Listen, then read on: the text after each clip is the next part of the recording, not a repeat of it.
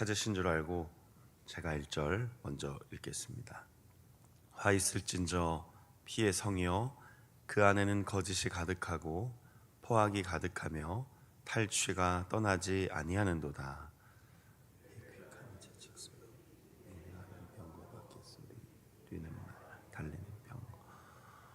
충돌하는 기병, 번쩍이는 칼, 번개 같은 창, 죽임 당한 자의 때, 죽음의 큰 무더기, 우수한 시체여 사람이 그 시체에 걸려 넘어지니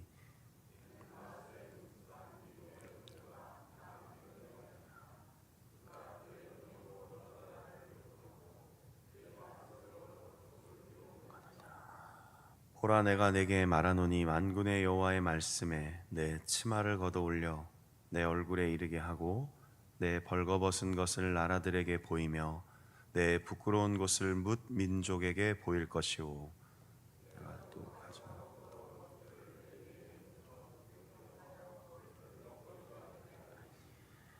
그때 너를 보는 자가 다 내게서 도망하며 이르기를 니느웨가 황폐하였도다.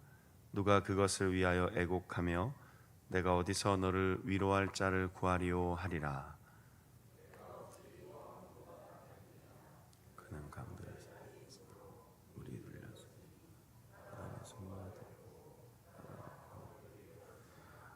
구스와 애굽은 그의 힘이 강하여 끝이 없었고 붓과 루빔이 그를 돕는 자가 되었으나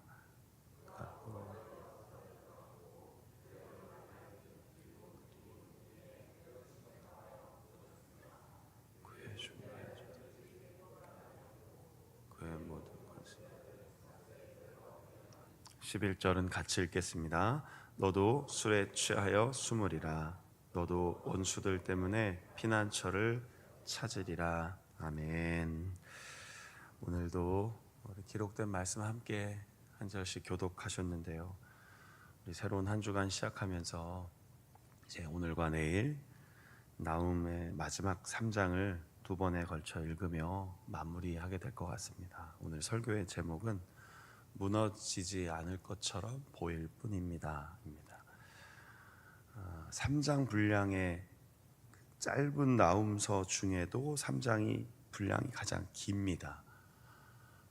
사실은 바로 앞전에는 요나를 읽었고요. 또 지난주부터는 나훔을 읽고 있는데 아주 솔직히 새벽 기도 때 읽기에는 상당히 마음이 무거운 본문이기는 합니다. 뭐 어떤 큰 주제가 있다면 부흥회라든지 특별한 집회나 세미나라면 나훔서는 이런 의미가 있습니다.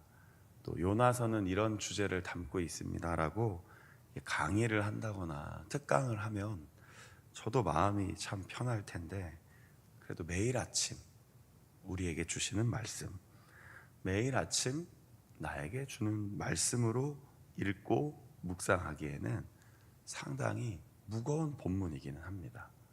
왜냐하면 이 주제가 니느웨가 왜 심판을 받게 되었는가 이기 때문입니다. 왜 심판을 받게 되었는가? 그 이유를 설명하려면 사실은 이렇게 잠에서 깨어 첫 시간 기도하는 시간에 듣고 읽는 말씀으로는 상당히 무겁죠. 죄의 책임을 물으시는 하나님의 말씀이기 때문입니다. 그런데 한편으로 생각해 보면 요나나 나훔 선지자를 통해 오늘 날짜로 하면 오늘 6월 29일인데요. 왜 나에게 죄악의 책임을 물으시는 말씀으로 하루를 열게 하시는가를 생각해 봐야 하는 것이죠. 제가 일부러 오늘은 꼭 집어서 나훔 3장 1절을 읽읍시다 한 게 아니라 순서에 따라 가고 있으니까요. 아니라고 생각하는 우리의 마음, 나는 회개할 것이 없다고 생각하는 마음, 나는 그렇지 않다고 생각하는 마음이 조금이라도 있다면 무너지지 않을 것처럼 느끼는 것이지 실제 하나님 입장에서는 예를 들면 저에게 오늘 말씀하신다면요, 야, 성덕아, 너 지금 위험하다. 구목사야, 너 지금 위험하다. 제 편에선 전혀 못 느끼고 있지만요, 제 입장에서는 전혀 깨닫지 못하고 있지만 나보다 나를 더 잘 아시는 하나님 입장에서는 너 오늘 아침에 화 있을진저로 시작하는 이 말씀을 너에게 들려주는 나의 음성으로 들어라 라고 말씀하신다면 여러분들은 어떻게 받아들이시겠습니까? 설교라는 방편을 통해 하나님의 말씀을 전하다 보니 자꾸 망각하는 거죠. 사람이 이야기하는 것처럼 느껴지고, 저 목사님이 저렇게 설교를 하시는구나, 저 목사님 설교의 성향은 저렇구나라고 여러분들이 자꾸 판단하면서 신앙생활을 오래 하다 보니 하나님의 음성으로 듣지 못하는 것이지, 실은 우리가 성경을 봉독했을 때 하나님은 이 아침에 우리에게 말씀하신 겁니다. 왜요? 피의 성이기 때문입니다. 여러분은 아니십니까? 화 있을진저 니느웨여, 너희들은 피의 성이다. 피들의 성읍이라는 뜻입니다. 더 직역하면 고대 근동 국가 중에 수많은 민족과 나라의 죽음을 불러왔던 도시 나라입니다. 대한민국 서울 그러면 얼마나 아름답습니까? 요즘에는 대한민국이 K 무슨 문화 이것 때문에 외국인들도 그래요. 서울, 코리아 이러면 아주 이렇게 좋은 이미지로 다가옵니다. 우리가 외국에 잠깐 나가서 잠깐이라도 한국말을 쓰고 있으면요, 제가 고등학교 시절에 처음 이렇게 필리핀에 해외 선교 때문에 나갔을 때는 사실 그렇게까지, 물론 88 올림픽이 지났기 때문에 어느 정도는 이미지가 있었지만 요즘 같지는 않습니다. 요즘 같은 때 외국에 나가보면요, 저희들이 이렇게 한국말을 쓰고 있거나 이렇게 한국 물품을 들고 있으면 다가와서 말을 거는 외국인들이 꽤 많습니다. 되게 좋아진 거죠, 이미지가. 근데 니느웨 하면 뭐가 떠오른다고요? 피의 굶주린 성읍.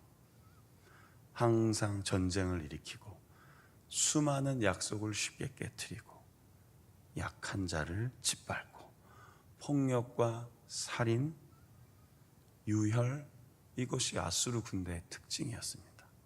2, 3절에 묘사하고 있잖아요. 이렇게까지 휙휙, 윙윙, 충돌하는, 번쩍이는, 번개 같은, 니느웨만 나타나면 그냥 죽음의 군대가 피의 냄새가 나는 겁니다. 이게 우리랑 무슨 상관이 있겠는가라고 싶지만 여러분 잘 생각해 보십시오. 분란을 일으키시지는 않으십니까? 여러분들이 가는 곳에 생명의 역사가 있습니까? 여러분들은 누군가와 누군가의 다툼 속에 평화의 도구로 쓰임받고 있으십니까? 약한 자를 정말로 도우십니까? 누군가의 이야기를 진심으로 듣고 계십니까? 한쪽 편에만 서서 다른 한쪽 편의 이야기는 전혀 듣지 않으시고 내 마음에 맞지 않으면 무시하고 짓밟고 외면하지는 않으셨습니까? 나와 관계없는 1절, 2절, 3절 같지만 생각해 보면 우리도 모습만 이렇게 평범할 뿐이지 우리 마음속에 하나님이 보시기에는 너 아수르 군대여 하는 것이 없냐라는 것입니다. 그게 조금이라도 있다면 제 앞에서가 아니라 그냥 단순한 새벽기도 시간이 아니라 하나님 앞에서 나의 아픔을, 나의 죄악을, 나의 연약함을 고백합니다. 왜요? 당장 무너지지 않을 것처럼 자꾸 느끼며 사니까요. 지금 당장 시급한 회개의 문제로 보지 않으니까요. 지금 즉시 하나님께로 돌이켜야 할 문제로 보지 않고 매일매일 반복되는 종교 행사로 느낄 수 있으니까요. 그래서 하나님은 나훔을 통해 4절부터 뭐라고 얘기합니까? 너희들은 음녀라고 얘기합니다. 이 성경에 나오는 음행, 음녀는 단순한 성적 음란함을 말하는 것이 아니라 우상 숭배에 완전히 찌들어 있다는 뜻입니다. 성적인 상징이 아닙니다. 음행은 늘 많은 사람들에게 당신은 우상 숭배로 가득 차 있습니다. 자, 어떤 것이 우상 숭배라고 했습니까? 내 중심으로 사는 게 우상 숭배이죠. 정말 우리가 가정에 신상을 하나씩 세워놓고 살겠습니까?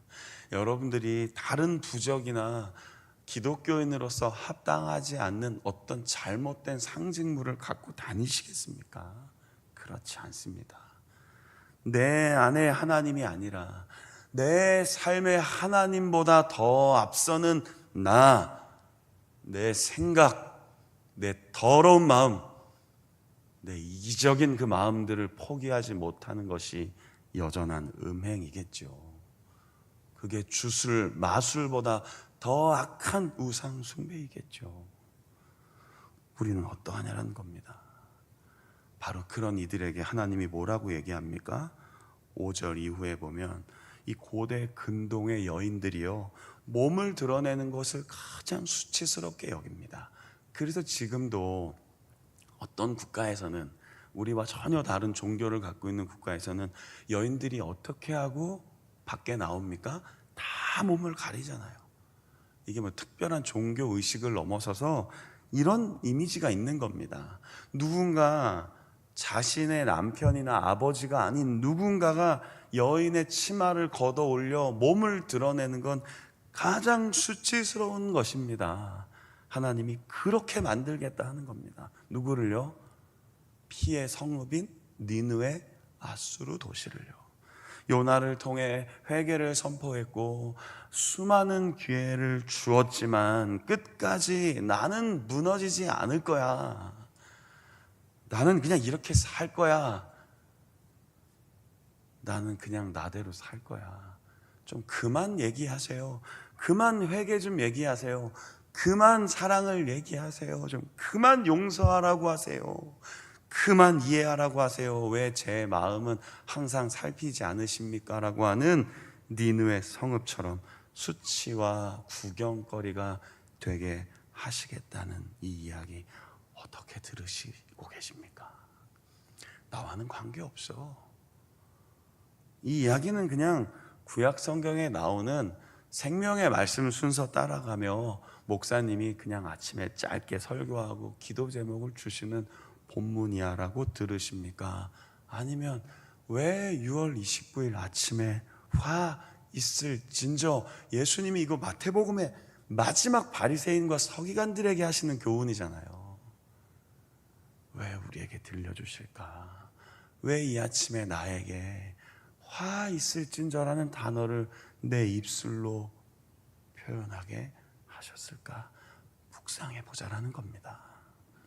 마지막 8절부터 11절까지 보면 노아몬이 어디냐면요, 애굽 수도입니다. 테베라고 하는 지역인데요, 아주 그 바로가 거주하는 건축물도 웅장하고, 그냥 그 당시에는 나일강을 앞에 방어막으로 두고 주변의 지역에 원조를 받은, 여기 보시면 다른 나라들이 나오잖아요. 구스와 애굽은 힘이 강한데 9절에 보면 붓과 루빔, 그 주변 지역도 도와주며 난공불락으로 여기는, 니느웨가 그렇다고 계속 설교할 때 몇 번 반복했잖아요.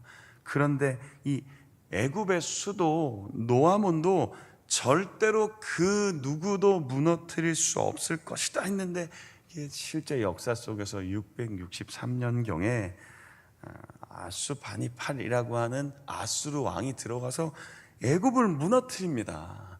그러니까 니느웨가 얼마나 거만했는지 모릅니다. 봐라, 무너지지 않을 것 같은 노아몬을 우리가 무너뜨렸다. 그런데 하나님 뭐라고 얘기하시는 겁니까? 너 거만한 니느웨요, 지금 무너지지 않을 것 같지? 내가 만약에 결심하면 너는 무너지는 거야. 너도 술에 취하여 숨고 너도 원수들 때문에 피난처를 찾게 될 거야 라고 하나님이 경고하십니다. 강대국 니느웨를 향하여. 얼마나 고웃음쳤겠습니까? 나훔 선지자가 이것을 선포할 때 니느웨 왕과 니느웨 성읍이 얼마나 고웃음쳤겠습니까? 저 선지자 따위가 뭘 알기에 이 나라를, 이 강대국을, 이 강대한 군대를 저렇게 우스운 노래로 평가하는가라고 했겠지만 결국 잘 아시잖아요. 역사 속에서 아수르는 나중에 바벨론과 메대 연합군에 의해 철저하게 파괴됩니다. 다시는 역사 속에서 등장하지 못하게 됩니다. 여러분, 오늘 이 아침에 서두에 말씀드린 것처럼 새벽기도 시간이 참 무거운 주제이긴 하나 이렇게 한번 결론을 맺어보겠습니다. 우리는 내 것을 하나님의 은혜보다 자랑하며 살지는 않는가? 정말로 하나님 말씀 앞에 경외하는가? 그리고 당장 무너지지 않을 것처럼 느끼며 거만하고 교만한 말과 행동과 생각으로 그저 그렇게 종교 행위에 익숙해지고 있지는 않은가? 어떤 분이 그런 얘기를 하더라고요. 10계명에 11번째 계명이 있다고요. 뭔지 아십니까? 들키지 말라라고 합니다. 1계명부터 10계명까지 다 말씀을 듣고요. 우리 각자가 만든 11번째 계명이 또 하나 있다 합니다. 들키지 마십시오. 들키지만 않으면 됩니다. 그런데 잘 생각해 보십시오. 사람은 속일 수 있지만 하나님을 속일 수 있다고 생각하십니까? 하나님 앞에서 산다는 것은 오늘 제목처럼 무너지지 않을 거야가 아니라 늘 하나님 앞에 겸비하여 하나님의 은혜를 사모하며 하나님의 말씀이 나에게 주시는 하나님의 뜻임을 겸손하게 받아들일 때 니느웨와 같은 멸망을 수치를 당하지 않는 것이 구약 성경을 통해 우리에게 주시는 하나님의 말씀입니다. 우리에게는 예수 그리스도가 있습니다. 그리스도의 십자가의 은혜가 있습니다. 구약의 예언, 구약의 선지서 정도가 아니라 이미 우리의 모든 죄와 허물을 담당하신, 우리를 위해 사람이 되어서 우리의 모든 죄를 사하여 주신 예수 그리스도 안에 있습니다. 사도 바울이 고백한 것처럼 그리스도의 십자가 외에는 자랑할 것이 없죠. 오늘 그 은혜 안에 머물며 기도하며 왜 오늘 이 새벽에 나에게 이런 니느웨의 심판의 말씀을 읽게 하셨는지 생각해 보시고 기도하시고 참 마음과 진실한 마음과 사랑과 은혜의 마음으로 오늘 하루를, 한 주간을 시작하시기를 축원합니다. 그리고 믿음으로 서시기를 축원합니다. 여러분, 어제까지의 모든 시간 속에 여러분의 판단과 생각과 잘못된 마음을 내려놓으시고 피의 성읍이 아니라 화평의 성읍, 예루살렘 성읍이 되어 믿음으로 날마다 살아가시기를 예수님의 이름으로 축복합니다. 기도하겠습니다. 하나님, 니느웨와 같은 교만함과 거만함으로 살지 않게 하시고 당장 무너지지 않을 것처럼 보이는 나의 자랑과 교만함이 내 삶을 채우지 않게 하여 주옵소서. 피의 성읍이 아니라 화평의 도시, 평화의 도시, 예수 그리스도의 복음을 들고 나아가는 늘 하나님 앞에서 살아가는 믿음의 사람으로 오늘 하루를 시작하며 한 주간을 살아가게 하옵소서. 하나님의 은혜를 자랑하며 믿음으로 살아가는 우리의 삶이 되게 하옵소서. 우리를 사랑하시고 우리와 늘 함께 하시는 예수님 이름으로 기도드립니다. 아멘. 주기도문 하겠습니다.